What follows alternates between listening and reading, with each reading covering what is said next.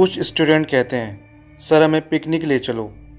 नालायकों, पढ़ने के नाम पर रोना आता है, क्लास अटेंड करने में ज़ोर आता है, बस इनसे आवारागर्दी करवा लो। प्रोफेसर रजत डांटते हुए कहते हैं, सर पिकनिक ले चलो, फिर रेगुलर क्लास अटेंड करेंगे। वैसे भी हमारा ये लास्ट ईयर है, सर प्लीज़। ओके, मैनेजमेंट से बात करता हूँ। प्रोफेसर रजत कहते हैं, गाइस सैटरडे को पिकनिक चल रहे हैं नीमराना फोर्ट। इधर कुछ अमीर बाप के बच्चों में कुछ अलग ही खिचड़ी पक रही है। करण, साहिल, अंकित, लोकेश, चारों के बीच कुछ अलग ही खिचड़ी पक रही है। ये चारों सिर्फ बदमाशी करने और टाइम पास के लिए ही कॉलेज आते हैं। पिकनिक जाना इनके लिए गोल्डन चांस था। चारों का प्लान था कॉलेज ट्रिप के बहाने भानगढ़ जाने का, क्योंकि भानगढ़ भूतिया जगह है। वहाँ घर वाले जाने की परमिशन कभी नहीं देंगे, तो नीमराना तक तो कॉलेज की बस से जाएंगे, फिर वहाँ से भानगढ़ जाने का इंतज़ाम करण किया है। उसने वहाँ से प्राइवेट टैक्सी बुक करा ली थी। अरे नीमराना से तो दूर पड़ेगा, अंकित कहता है। तभी उसका दोस्त करण अंकित की बात का जवाब देते हुए कहता है, तो क्या हुआ, 2.5 घंटे का रास्ता कोई दूर नहीं है। चारों के चेहरे पर चालाकी की मुस्कान थी। खैर, सभी दिन गिन रहे थे पिकनिक जाने के लिए। आखिर शनिवार भी आ ही गया। प्रोफेसर रजत, प्रोफेसर विकास एक बस में, और प्रोफेसर सुबोध और प्रोफेसर मनोज दूसरी बस में। इस तरह गवर्नमेंट कॉलेज के फाइनल ईयर के स्टूडेंट की 2 बसें तैयार हो गई थी निमराना ट्रिप के लिए। सब हंसते गाते रवाना हुए। तभी कुछ स्टूडेंट कहते हैं, thank you professor Rajat, trip के लिए मज़ा आ गया। प्रोफेसर रजत कहते हैं, हाँ बेटा, फिर क्लास अटेंड करना, तुम लोगों के कान खींच खींच कर मैं मज़े लूँगा। तो स्टूडेंट उनकी बात का जवाब देते हुए कहते हैं, सर मज़ा तो आपको भी आया है, आपको अपनी स्टूडेंट लाइफ याद आ गई होगी। प्रोफेसर साहब हंसते हंसते कहीं और देखने लगते हैं। बस में लड़कों ने अंताक्षरी खेलना शुरू कर दिया था। हंसते गाते सभी निमराना पहुंच गए। दोनों बसों के स्टूडेंट अब इकट्ठे हो गए थे। सभी ने लंच किया और फिर निमराना फोर्ट देखने रवाना हो गए। शाम तक फोर्ट देखकर सभी वापस आ रहे थे, पर इतनी सी ट्रिप से स्टूडेंट्स का पेट नहीं भरा था।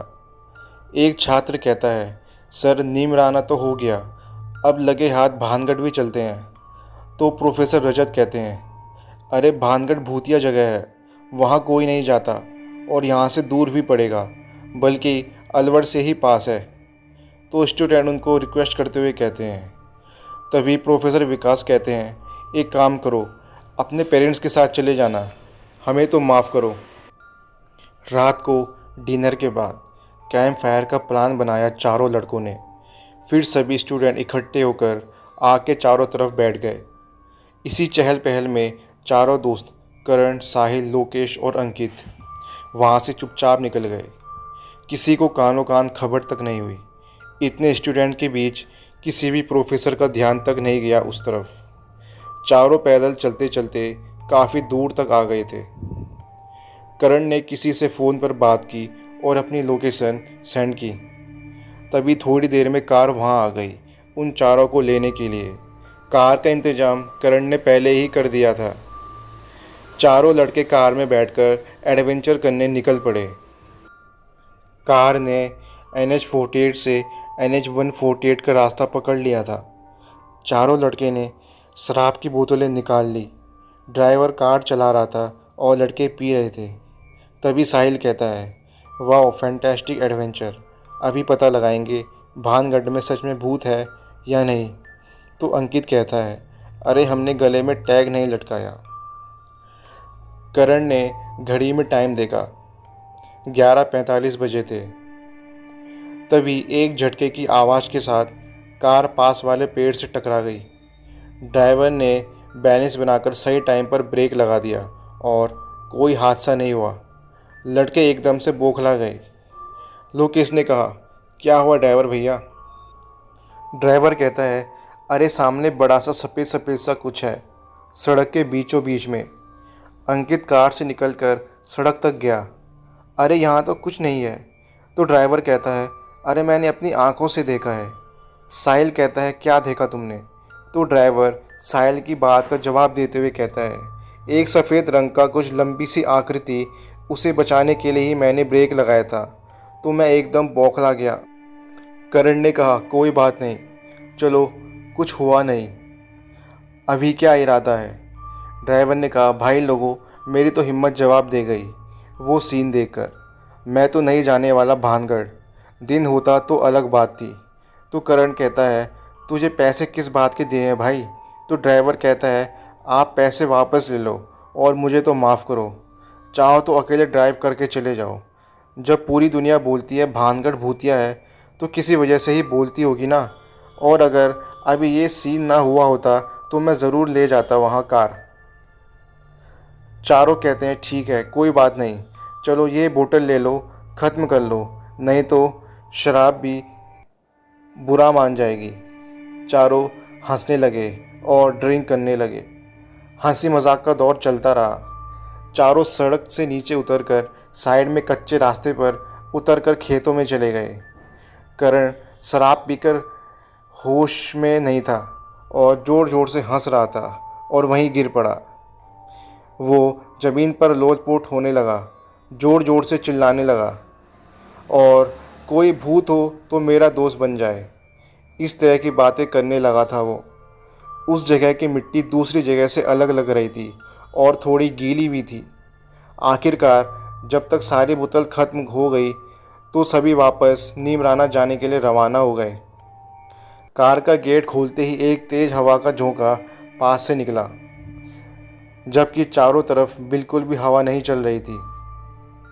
अंकित, लोकेश, साहिल, करण और ड्राइवर और एकदम से चौंक गए। चारों कार में बैठ गए। कार रवाना हो गई वापस नीमराना की तरफ। अंकित आगे सीट पर बैठा था। बाकी तीनों दोस्त पीछे बैठे थे। पीछे बैठे साहिल को लगा बाहर से कोई अंदर झांक रहा है। साहिल ने हिम्मत कर देखा तो एक डरावनी लड़की कार की खिड़की से अंदर झांक रही है। साहिल की घीघी बैठ गई। 80 की स्पीड से कार चल रही है और वो लड़की उनके कार के साथ साथ उसी स्पीड से चल रही है। रास्ता सुनसान है, इस स्पीड से भला कौन चल सकता है? तभी दूसरी वाली विंडो को बैठे करण को लगा विंडो पर कुछ लटक रहा है। करण विंडो की तरफ देखता है। वही लड़की बाहर की तरफ उल्टी लटकी थी।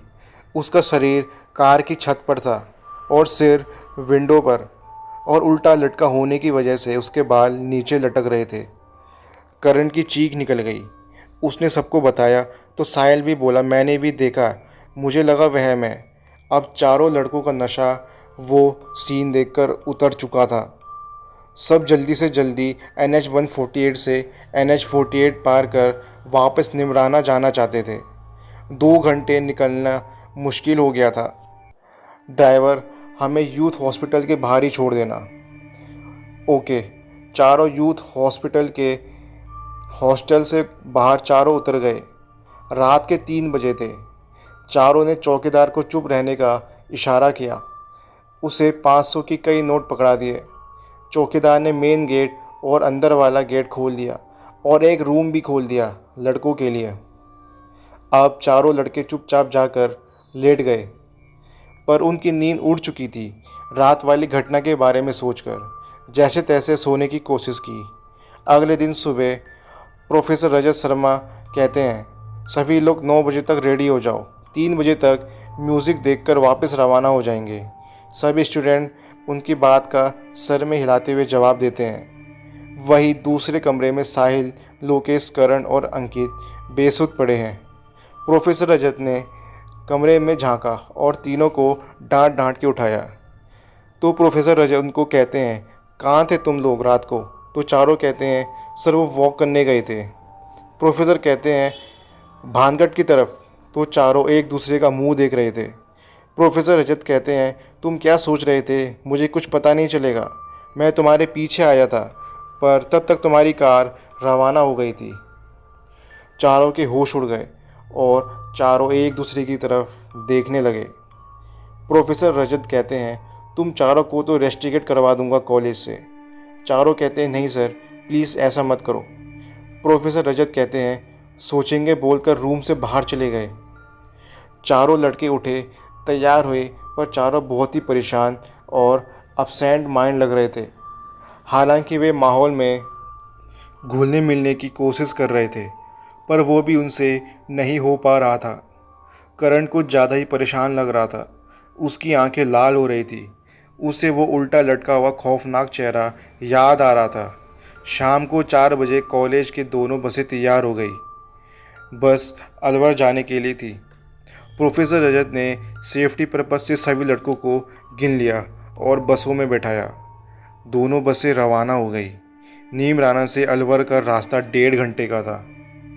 5:30 तक पहुंच जाएंगे, प्रोफेसर रजत और प्रोफेसर संबोध बात कर रहे थे।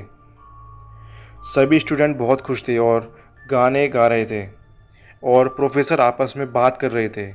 देखते ही देखते 5:30 बज गए। प्रोफेसर रजत ने बस की विंडो से बाहर देखा तो वो हैरान रह गए।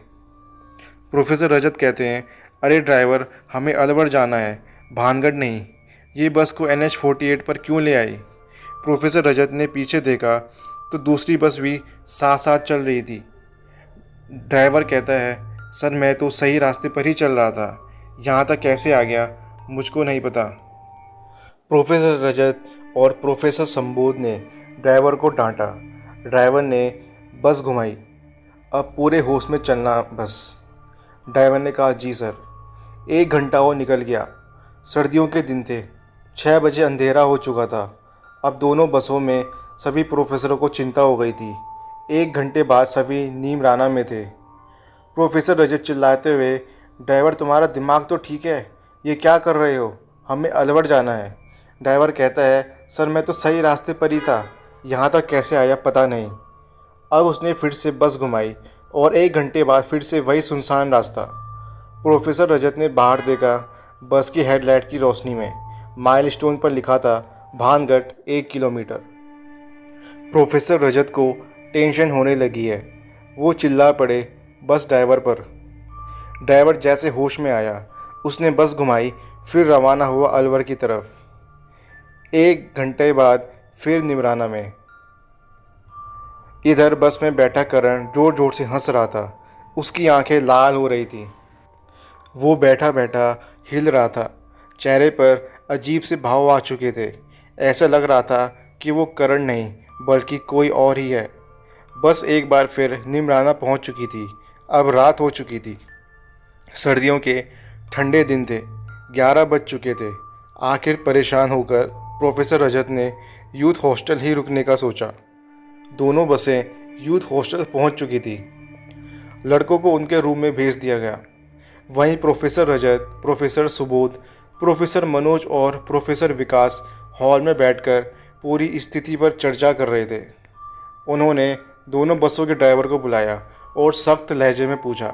दोनों ड्राइवर पूरे मामले में अनभिज्ञता जाहिर कर रहे थे। तो दोनों ड्राइवर बोलते हैं, सर जी हमें तो कुछ पता नहीं, हम तो अलवर के रास्ते ही जा रहे थे। भानगढ़ कैसे पहुंच गए हमें नहीं पता। वापस आते टाइम भी हम अलवर के रास्ते ही जा रहे थे। नीमराना कैसे पहुंच गए हमें नहीं पता। चारों प्रोफेसर कहते हैं, तुम लोगों ने ड्रिंक किया होगा। तो दोनों ड्राइवर उनकी बात का जवाब देते हुए कहते हैं, नहीं सर जी, ड्राइव करते टाइम हम नहीं पीते। तो ड्राइवर कहता है, सर जी एक बात बोलूं? तो प्रोफेसर कहते हैं, कहो। कहीं कोई बुरी आत्मा का चक्कर तो नहीं है, तभी हम भानगढ़ की तरफ बार बार पहुंच रहे हैं। ड्राइवर कहता है। चारों प्रोफेसर कुछ बोलते उससे पहले ही लड़कों के चिल्लाने की आवाज़ आने लगी। चारों प्रोफेसर भागकर उस रूम की तरफ गए जहां से आवाज़ आ रही थी। अंदर का दृश्य देखकर सबकी जान सूख गई। करण जोर जोर से चिल्ला रहा था और हंस रहा था, किसी को जाने नहीं दूंगा वापस। लड़के इस तरह से बोलने पर पहले तो उसका मजाक उड़ा रहे थे, पर जब करण ने साहिल की गर्दन दबोच ली और वहसियाना तरीके से दबोचने लगा तो सब लड़के सीरियस हो गए और डर गए। वही करण अभी भी चिल्ला रहा था, किसी को जाने नहीं दूंगी। प्रोफेसर संबोध ने करण का हाथ छुड़ाने की कोशिश की, पर करण ने प्रोफेसर संबोध को धक्का दे दिया। इस धक्के से प्रोफेसर संबोध बुरी तरह दीवार से टकरा गए। फिर बाकी तीनों प्रोफेसर करण का हाथ छुड़ाने में लगे थे। वहीं एक ड्राइवर ने हनुमान चालीसा बोलना शुरू कर दिया। हनुमान चालीसा सुनकर करण की पकड़ ढीली पड़ गई। वो बेचैन हो गया। उसने साहिल को छोड़ दिया। साहिल की आंखों से आंसू निकलने लगे। एक ड्राइवर हनुमान चालीसा बोल रहा था। वही दूसरा ड्राइवर बोला, सर जी मैंने बोला था कोई आत्मा का चक्कर है, ये तो बुरा फंस गए हम। करण अब ढीला पड़ चुका था। प्रोफेसर रजत करण को दूसरे कमरे में ले गए ताकि वो किसी को और ज़्यादा नुकसान न पहुंचा सके। सभी लड़के बहुत ज़्यादा डरे हुए थे। वही साहिल, लोकेश और अंकित की सिट्टी पिट्टी गुल हो गई थी। प्रोफेसर विकास कहते हैं, क्या हुआ, तुम तीनों के चेहरे पर हवाइयाँ क्यों उड़ी हुई है? सर हमें कुछ बात करनी है। तो प्रोफेसर विकास कहते हैं, रजत सर के सामने बोलो जो बोलना है। प्रोफेसर रजत करण को एक रूम में बंद करके आ गए। तभी वो कहते हैं, बोलो क्या कहना चाहते हो? तीनों एक साथ बोले, सर कल हम भानगढ़ गए थे। तीनों प्रोफेसर कहते हैं, क्या? प्रोफेसर रजत को ये बात पता थी। वो ज़्यादा हैरान नहीं हुए। चारों कहते हैं, कल कैंप फायर के बाद हम चुपचाप निकल गए थे। सारा इंतजाम करण ने ही किया था, पर हम भानगढ़ पहुंच नहीं पाए। चारों लड़कों ने जो कुछ भी घटना घटी हुई थी वो सारी बात चारों प्रोफेसर को कह सुनाई। ड्राइवर को कुछ अजीब दिखा और वापस आते टाइम कार में वो भयानक चेहरा सब कुछ बताने लगा था। तभी बस का ड्राइवर, जो कि अभी तक वहाँ ही था, बोला, अच्छा तो तुम लड़के लोग मस्ती करने गए थे और आते टाइम एक चुड़ैल को भी साथ ले आए। अरे पूरी दुनिया कहती है भानगढ़ भूतिया है, फिर वहाँ गए क्यों? प्रोफेसर रजत कहते हैं, एडवेंचर की कीमत चुकानी पड़ गई तुम्हें। तुम्हारी इन हरकतों की वजह से दूसरे स्टूडेंट भी मुसीबत में पड़ गए। आज शाम तक वापस लौटना था। अब तो पेरेंट्स के भी फ़ोन पर फ़ोन आ रहे हैं। प्रोफेसर विकास बोले, पेरेंट्स के बहुत फ़ोन आ चुके हैं। दूसरे प्रोफेसर टेंशन में बैठे थे। वहीं दोनों ड्राइवर बोले, सर ये भूत या चुड़ैल की वजह से सारा झमेला हुआ है, शायद इसलिए हम घूम फिर कर बार बार भानगढ़ पहुंच रहे थे।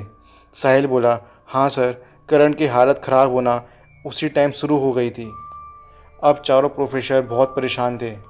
इस मुसीबत से आखिर निकला तो निकला कैसे जाए? वहीं करण अलग रूम में बंद चीख पुकार मचा रहा था। ड्राइवर बोले, सर ये हनुमान चालीसा से शांत हो गया था। मोबाइल में हनुमान चालीसा चलाकर रूम के बाहर रख देते हैं। चारों प्रोफेसर कहते हैं, लगता है यही करना पड़ेगा। अब एक मोबाइल में हनुमान चालीसा चलाकर करण के रूम के बाहर रख दिया गया। अब करण की आवाज़ें धीरे धीरे शांत हो गई। सभी ने चैन की सांस ली। इस सारे झमेले में रात के 3 बज चुके थे। अब सारे प्रोफेसर अपने रूम में चले गए थे। ये रात बहुत भारी थी सब पर। प्रोफेसर रजत को टेंशन की वजह से नींद नहीं आई। बड़ी मुश्किल से नींद लगी। अगले दिन सुबह चारों प्रोफेसर विचार विमर्श कर रहे थे कि आखिर अब आगे क्या किया जाए। आखिर उन्होंने डिसाइड किया कि करण को यहीं रोका जाए और दोनों बसों में बाकी स्टूडेंट को ले जाया जाए। सभी स्टूडेंट बहुत डरे हुए थे। अब सभी घर जाना चाहते थे। साहिल, लोकेश और अंकित से कोई भी बात करने के मूड में नहीं था। दूसरे स्टूडेंट्स इन तीनों से भी डरे डरे लग रहे थे। कहीं इन तीनों में भी भूत तो नहीं आ गया? आखिर सारी मुसीबत की जड़ ये चारों ही तो थे। आखिरकार सारे स्टूडेंट्स को लेकर दोनों बसें रवाना हो गई। एक बस में प्रोफेसर संबोध और दूसरी बस में प्रोफेसर मनोज स्टूडेंट्स को लेकर रवाना हुए। लोकेश, अंकित, साहिल ने वहीं रुकने का फैसला किया। आखिर वे अलवर जाकर करण के पेरेंट्स को क्या जवाब देते। प्रोफेसर रजत और प्रोफेसर विकास वहीं रुक गए। 2 घंटे बाद दोनों प्रोफेसर के पास फ़ोन आता है। दोनों बसें अलवर पहुंच गई थी। प्रोफेसर रजत कहते हैं, थैंक गॉड बाकी स्टूडेंट पहुंच गए। अब बस इस करण का क्या करना है? प्रोफेसर रजत ने करण का रूम खोलकर देखा तो उनके होश उड़ गए। वो हवा में लगभग 10 फुट ऊपर उठा हुआ था। ज़ोर ज़ोर से चिल्ला रहा था। उसके हाथ में एक ब्लेड थी और उस ब्लेड से वो अपने शरीर पर कट लगा रहा था। ब्लेड शायद उसे रूम में मिल गया था। शायद पहले रह चुके किसी स्टूडेंट ने फेंका होगा। प्रोफेसर रजत ने डर के मारे तुरंत रूम का गेट बंद कर दिया और मोबाइल फ़ोन में हनुमान चालीसा लगाकर विंडो के बाहर रख दिया। थोड़ी देर बाद करण के चिल्लाने की आवाज़ बंद हो गई। प्रोफेसर रजत ने खिड़की में से झांका तो वो निढाल पड़ा था। उसके निढाल होते ही प्रोफेसर रजत रूम में गए और उसके हाथ से धीरे से ब्लेड ले लिया। वे रूम से बाहर आकर हॉल में बैठ गए और सर पकड़ लिया। थोड़ी देर बाद फ़ोन आता है। दूसरी तरफ से एक लड़की की आवाज़ आती है, हेलो प्रोफेसर रजत। तो वो कहते हैं, हु इज़ दिस। लड़की कहती है, प्रोफेसर मैं मिली और रजत कॉलेज में क्लासमेट थे। प्रोफेसर रजत खुशी से कहते हैं, अरे मिली, तुम इतने साल बाद। मिली कहती है, हाँ पूरे 15 साल बाद। रजत कहता है, तुम्हें मेरा पता कैसे लगा। तो उनकी फ्रेंड मिली कहती है, अरे तुम्हें ढूंढना कोई मुश्किल काम नहीं था। तो प्रोफेसर रजत कहते हैं, मैं तो ठीक हूँ, तुम बताओ। मिली कहती है, एन्जॉइंग हैप्पी लाइफ। तो प्रोफेसर रजत इसी तरीके से उससे बात करते हैं। मिली कहती है, रजत तुम काफ़ी परेशान लग रहे हो। तो प्रोफेसर रजत ने अपने साथ और अपने स्टूडेंट्स के साथ बीती हुई सारी घटना बता डाली। मिली कुछ दिनों के बाद प्रोफेसर रजत के कांटेक्ट में आई। मिली ने रूम में झांक कर देखा, करण निढाल हालत में पड़ा था, बार बार करहा रहा था। उसके हाथों पर कट के निशान थे जो उसने ब्लेड से लगाए थे। मिली कहती है, प्रोफेसर रजत रात होने का वेट करना पड़ेगा। एक्चुअली में मिली एक पैरानॉर्मल साइंटिस्ट थी, तो वो भूत प्रेतों की एक्टिविटी से डील कर सकती थी। रात 9 बजे मिली ने घोस्ट डिटेक्टर मशीन बैग से निकाली और स्टार्ट कर दी। मशीन की नीडल हिलाना स्टार्ट हो गई थी। 1 घंटे बाद अब करण ने ज़ोर ज़ोर से चिल्लाना शुरू कर दिया था। घोस्ट डिटेक्टर मशीन की फ्रीक्वेंसी भी बढ़ती जा रही थी। तीनों प्रोफेसर हैरान हो रहे थे। तीनों लड़कों को कोई हैरानी नहीं थी, क्योंकि उन्होंने पहले ही देख लिया था कि आत्मा कार में उनके साथ आई थी।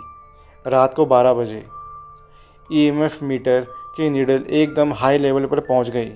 मशीन तेज़ी से बीप बीप की आवाज़ कर रही थी। तीनों लड़के बहुत डरे हुए थे।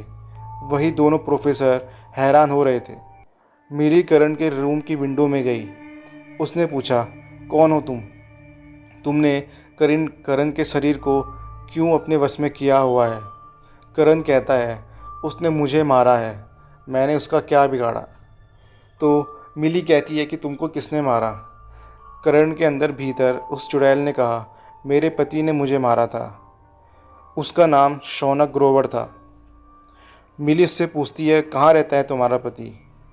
तो वो कहती है, दिल्ली रहता है मेरा पति। मिली कहती है, करण ने तुम्हारा क्या बिगाड़ा है, इसे छोड़ दो। तीनों लड़के बोले, हाँ वो शराब के नशे में चिल्ला रहा था, कोई भूत हो तो मेरा दोस्त बन जाओ। मिली को सारा मैटर समझ आ गया था। मिली ने तुरंत फेसबुक पर सर्च किया शौनक ग्रोवर को। तुरंत उसकी फ़ोटो आ गई। शौनक के साथ फ़ोटो में उसकी वाइफ की भी फ़ोटो थी। नाम था निशा। मिली ने पुलिस को फ़ोन लगाकर सारी बात बताई। लोकल पुलिस ने दिल्ली पुलिस से कांटेक्ट किया तो पता चला कि दिल्ली में निशा ग्रोवर की गुमशुदगी की रिपोर्ट दर्ज करवाई गई है। उसके माता पिता ने 4 दिन पहले।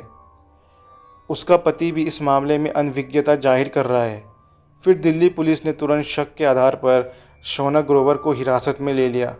पुलिस के सख्त रवैये से शौनक टूट गया। उसने एक्सेप्ट कर लिया कि उसने अपनी वाइफ का मर्डर कराया। शौनक ने बताया उसने 8 महीने पहले ही निशा से लव मैरिज की थी। निशा का एटीट्यूड में रहना उसे पसंद नहीं था, इसलिए दोनों की पटी नहीं। शौनक ने किसी बहाने निशा को बहलाकर पिकनिक का प्लान बनाया और भानगढ़ लाया। वहाँ उसके एक साथी ने पहले ही गड्ढा खोदकर तैयार रखा था। निशा को क्लोरोफॉर्म सुंघाकर जिंदा ही गड्ढे में दफना दिया गया। पुलिस हिरासत में शौनक को भानगढ़ लाया गया। सारी कार्रवाई की सूचना मिलने पर प्रोफेसर रजत व प्रोफेसर विकास, मिली और तीनों लड़के करण को लेकर भानगढ़ पहुंचे। इधर शौनक की निशानदेही पर निशा की लाश बरामद कर ली गई। उधर शौनक को देखते ही करण आपे से बाहर हो गया और चिल्लाने लगा। मिली ने कहा, निशा तुम्हारा कातिल पकड़ में आ गया है, अब तुम करण को छोड़ दो। करण जोर से चिल्लाया और बेहोश हो गया। थोड़ी देर बाद करण को होश आ गया था। अब वो नॉर्मल था और काफ़ी कमज़ोर भी लग रहा था। करण कहता है, मुझे क्या हुआ? तुम सब कहाँ थे? और ये मेरे हाथ पर क्या हुआ?